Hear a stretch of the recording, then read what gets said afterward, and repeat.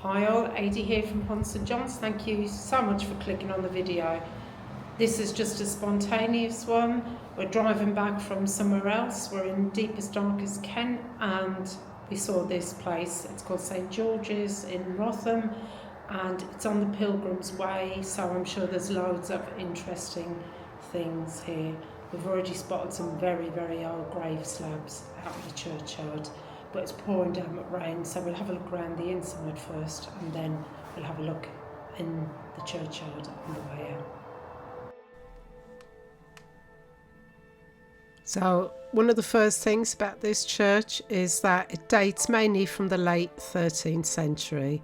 It's a Grade 1 listed building, and as we walk in you'll notice how large and spacious it feels for such a small village church, and that's because it had a historic role as it was once connected to the Archbishop's manor in the area.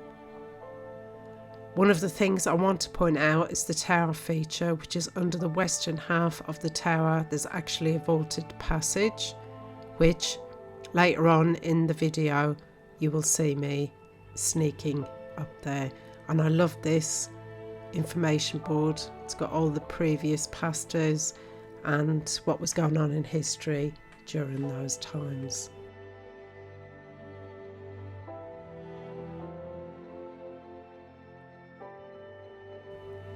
And they had this lovely information board with a little map, which I found very, very useful.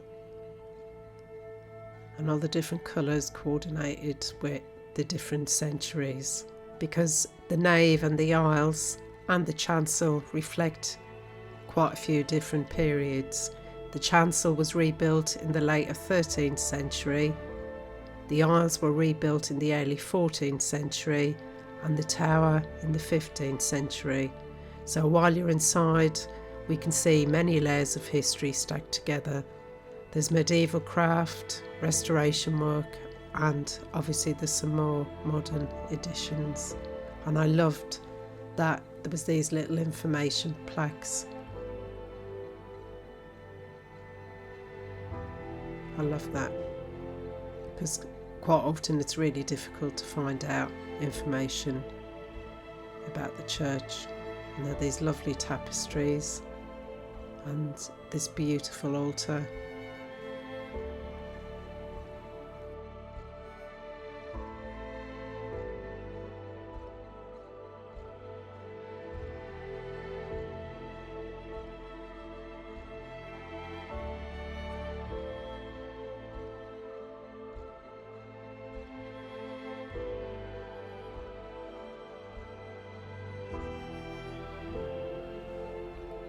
So now we're going to talk about something that I personally love, and that is the memorial brasses. So on the floor in front of the rood screen there were a number of brass memorials dating from the late 15th to the early 16th century. Some of them commemorate figures like Thomas Neissel, who died in 1498, and the Peckham family. Thomas Peckham died in 1512 and Reynolds Peckham in 1525. So beneath my feet here there are brass inserts set into the stone showing full-length figures.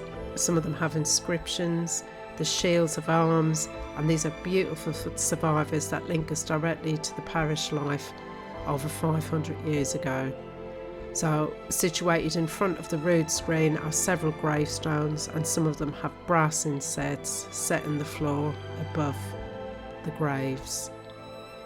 And there were some that had indentations where they obviously did have brasses, but who knows what's happened to them. But I also find it humbling when you're standing here with people centuries ago who were lucky enough and privileged enough to have their memory permanently marked inside the church floor. These brasses tell the stories of local families, their status, their faith, and the fact that this building was such an important part of the local community.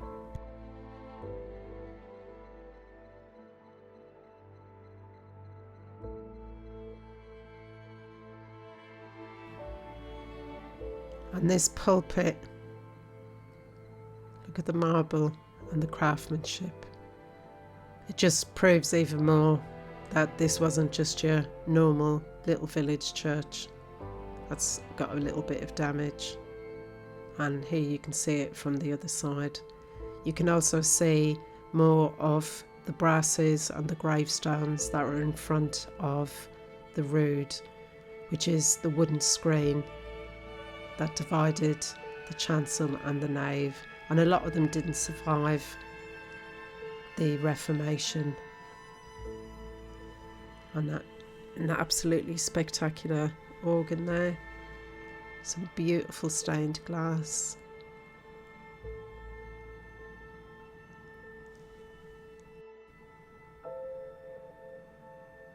And there's this rather large organ, a 14-stop organ. I have no idea about organs, so if you want to read a bit more you can pause that. It was put in 1883. And now there's something that catches many people's eye in this section of the church, and that is the east window. So according to sources, the stonework of this window was inserted in 1958, and it came from the former church of St Alban, which is in Wood Street in the City of London. A church whose east window survives from 1633 to 1634, and it has sometimes been attributed to Inigo Jones and Sir Christopher Wren. So whilst they might not have absolute proof that Wren himself designed this particular window, the link is strong, and adds another wonderful story to the church. So what this means is when you look east and see that large window, you're not only looking at medieval architecture through massively restored over the years, you're also looking at a piece of London's church history which was transplanted here. It's a little bit of architectural reuse, a nod to craftsmanship and heritage from the City of London.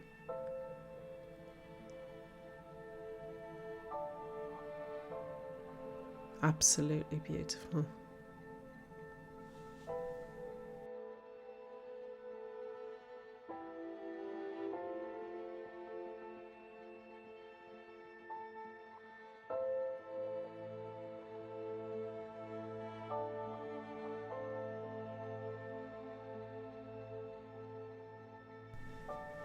And this is when I found this secret passageway.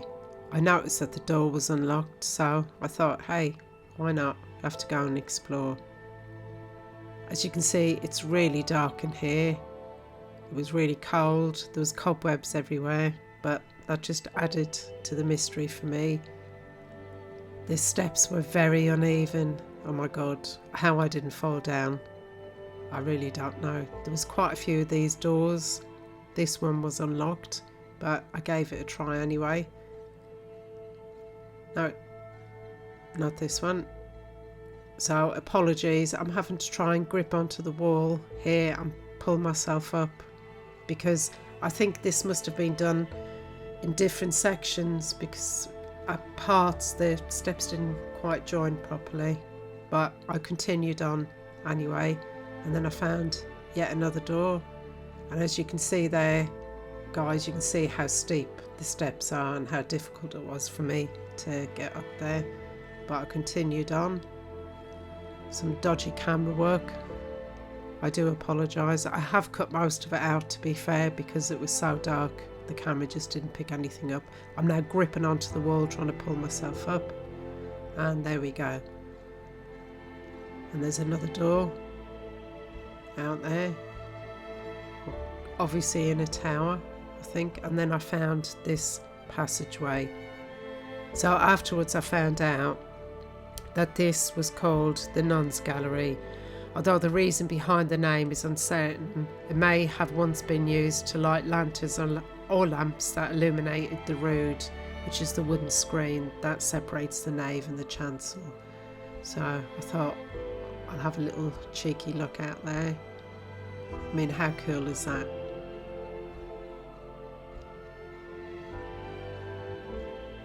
So you can just imagine, can't you, hundreds of years ago, them overlooking. Or maybe they were spied upon. Maybe they were secretly taking stock of who had attended church that week and who hadn't. So I closed that and then continued along this, and I tried to look at that, but you can see the glass was absolutely filthy. Some say that the Archbishop's palace might have come along because they were nearby to observe the altar and the relics, but doing it discreetly. And then that was the second door. You can see all the brasses there, just waving. And I'm quite amused at this point because I can see my husband's down the bottom trying to work out where I've disappeared to. Interestingly enough, they had really good Wi-Fi, so I did actually message him from this little passageway to let him know where I was. And then I found another door down the end, and that led across. It was freezing cold as well, so I quickly closed that. There's loads of loose tiles, but I was absolutely chuffed. It was really difficult, as I say, to get in there,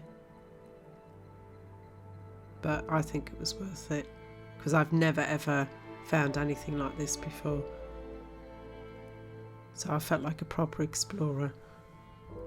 And then you can see the two windows, they're the two little hatches that I looked out from the top.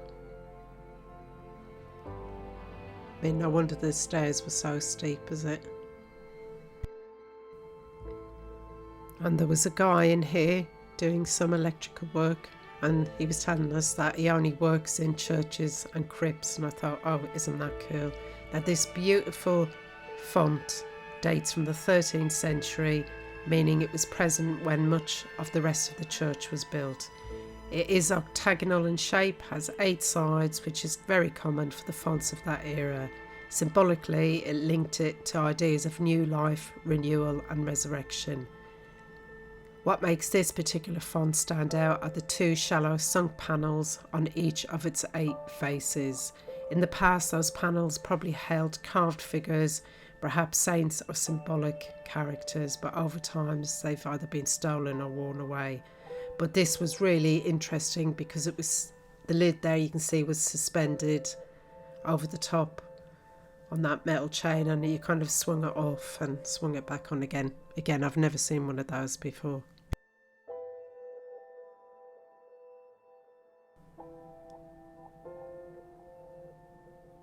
I'm just going to head out into the graveyard now and have a look around. Although most of them, as you can see, are completely worn away, so you couldn't read most of them, but you could see that these were very, very old. And there's loads here as well that are centuries old. There were loads of chest tombs and memorials dating from the 18th and the 19th centuries. For example, there was one stone chest from 1760, and these have now been officially listed. These monuments speak of generations of local families who lived their lives in the village. There's also a strong sense of layers. The church building itself dates in a large part from the 13th century, yet the churchyard holds traces of times even long before that. So it's linking today's visitors with past villagers whose resting places now surround the building. As you stroll among the headstones and memorials, it's a nice time to pause and reflect. The churchyard remains active and it's regulated by the local parish council, and it does have new burials and cremation plots.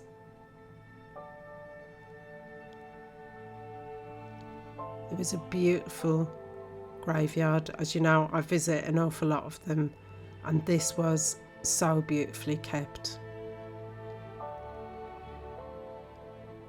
Really lovely.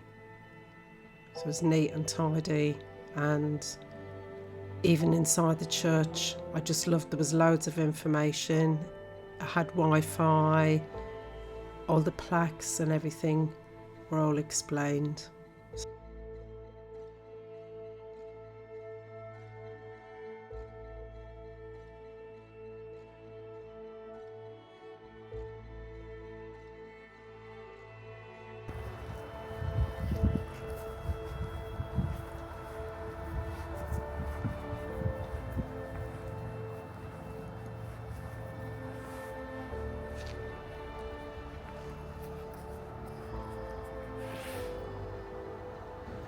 So I'm going to end the video here because it's just started to pour down again. I really do hope you enjoyed it as much as I did, and wasn't that fantastic to get access to the Nuns Gallery. Now the reason I did a voiceover is because there was some gentleman in there doing some electrical work, and I think that's why that staircase up to the Nuns Gallery was unlocked. I don't think it's somewhere that you can normally access, so very, very glad that we did stop, because we might never have got the opportunity again to see that, because it was quite tricky getting up the stairs. Anyway, if you did enjoy today's video, please like and subscribe, and there's a hype button down there. If you could hit that, it doesn't cost you anything. It just really boosts the YouTube algorithm, which is really important because I'm only new to YouTube. Well, I've been here a few months, but I'm only a very, very small channel, so I really would appreciate it. Anyway, thanks again, have an amazing day, and I shall see you for the next haunt or jaunt, whatever that might be. Bye.